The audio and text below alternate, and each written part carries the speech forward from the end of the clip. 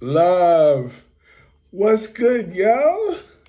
Welcome to Chi Dynasty channel. You know what I'm saying? Where I talk about the things that I love and also stories of growing up in New York City. Things I'm passionate about is hip hop culture, that dealing with hip hop dance, rapping, DJing, graffiti, beatboxing, the whole nine. That's how I grew up as a kid. I'm still very heavily involved in hip hop culture.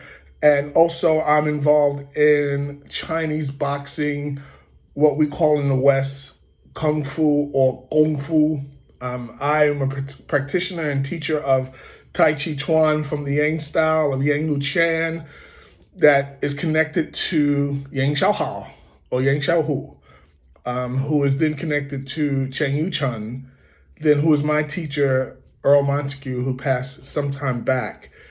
But I grew up listening, watching Kung Fu movies since I was since a child. My mother was very involved in martial arts movies. I won't say involved, but she was a fan of martial arts movies. Many Black American people were very big fans of martial arts movies, and we still are. I mean, everyone is in reality. But back in those days, when a lot of martial arts movies that came out that were, I don't know, would you say Black exploitation movies? I mean, we call them karate flicks. The ones with Cleopatra Jones, Jim Kelly, just to name a few. I won't go into a whole list of names, but those movies starring Black American people as martial artists kicking butt moved my parents' generation.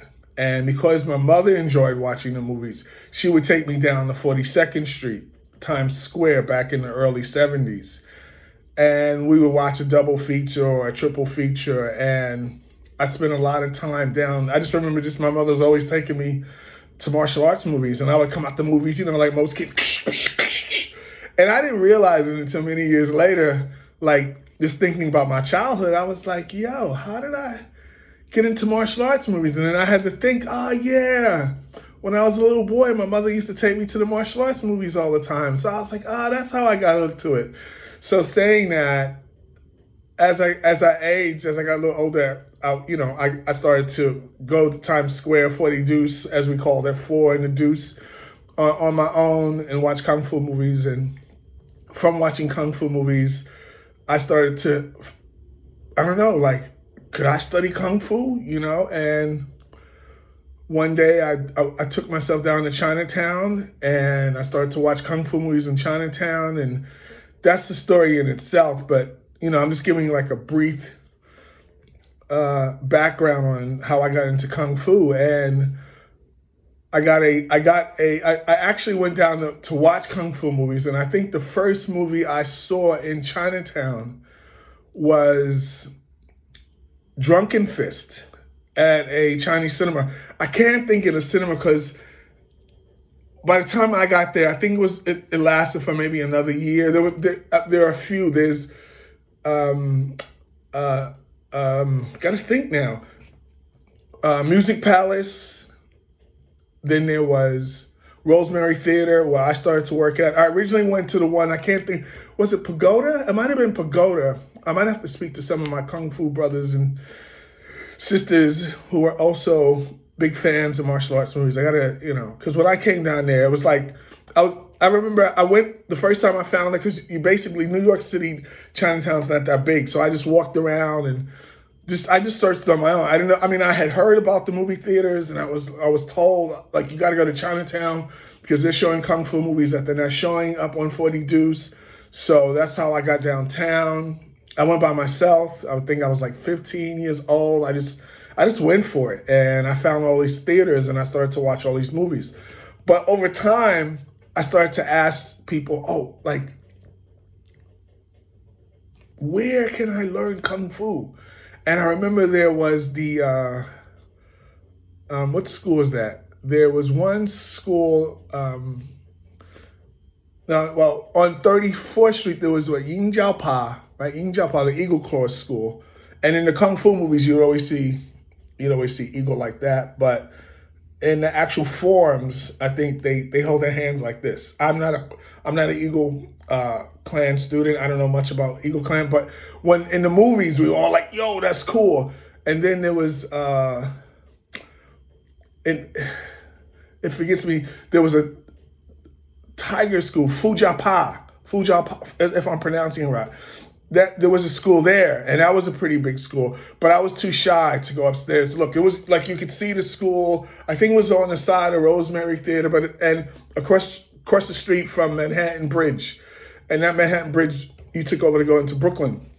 So saying that, I would like look at the school and be like, "Oh, okay, cool," but I was just too shy to go up to the school. And so I just wound up working in the cinemas for quite some time. And I got a job working in Rosemary Theater. I would help out at Music Palace at times. I got paid to work at Rosemary Theater as a security guard, but I also collected tickets. But I also spent a lot of time at Music Palace. And because a lot of the guys that worked there, like all the people who worked the doors at these cinemas were black people. I think that kind of caught me off guard. Like the first time, well, not when I saw Jackie Chan. Not when I seen Drunken Fist, the first Drunken Fist. No one in the Western world, except for those who were like really into Hong Kong movies, really knew about Drunken Fist. Jackie Chan hadn't really crossed over into the West yet. So you had to go to Chinatown. I mean, he did. Don't get me wrong. Chinatown did start playing his movies, like Snake and the Eagle's Shadow. What else did they play? They played a few movies, but it was still for a very small minority group of people who knew Jackie Chan was. So saying that, I worked there at Rosemary Theater, and then when I had free time, I would go talk to the fellas. Because, like I said, when I first went to Music Palace, I was like, when I first looked, I'm looking at all the posters. I'm like, oh, yo, I know him. Oh, I recognize him. Oh, I see this guy. And I'm looking at it, and I'm going, wow. And then I walk in, and all I see is brothers. I was like, yo, what's up, yo? And they're like, what's up, man? How you doing? They just like, no big deal. And I'm like, oh, snap. There's black people working in the Chinese cinema. And we got to talking, and some of the brothers were like from Trinidad or like Panama. They were like, they were all from like Brooklyn, who were friends with some of the young Chinese American kids, and they went to high school together, and they became friends, and that's how they started working in the Music Palace. And I was like, wow, like they all protected each other, because a lot of the young Chinese American kids were dealing with discrimination, being in the hood, so they all like took care of one another. So these young brothers wound up working in the cinema. So I got to know them, and like I think I paid like one time, and then after that they was like, yo, just come through. So they saw I was cool. They saw I was all into Kung Fu movies, so they let me in.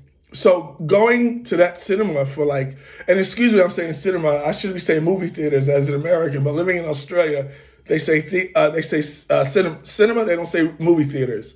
So you might hear me say cinema or I'll pop back to movie theater. But anyway, I was getting to know all these guys, and as I got to know these guys, I looked around, there used to be a little store where you would get like your bao, and your bao, if you don't know, is meat with in like a bread. You can get them steamed or you can get them baked. And in the Kung Fu movies, you used to always see these baos, right? So I walked around because I'm trying to get to know Chinatown, and I walk around the corner and I see these baos in the window, and I was like, yo, that's in the Kung Fu movies. And hold on. I got my little protein drink there, and I'm like, yo, that's the spot right there. And I went in, some of them spoke English, some of them didn't. It depended on who was working, if they were from Hong Kong or mainland China. Excuse me. And so I go inside the shop in the bakery, and the first couple I bought some with pork, and I think I bought about 4 or 5 different ones. Excuse me, coughing. I don't even know why I'm coughing now. And next thing you know, I order it. I get the bao. I bite it, and I was like, oh. So I didn't like. it was like it's not the taste I thought it was gonna be. So I think I got a variety of them. So I bit into another one, and that one had the barbecue pork. And when I ate that, like the bread, like it just the meat, the bread, it just melted in your mouth, and I was like, yo, I found it. So I tried the steam ones.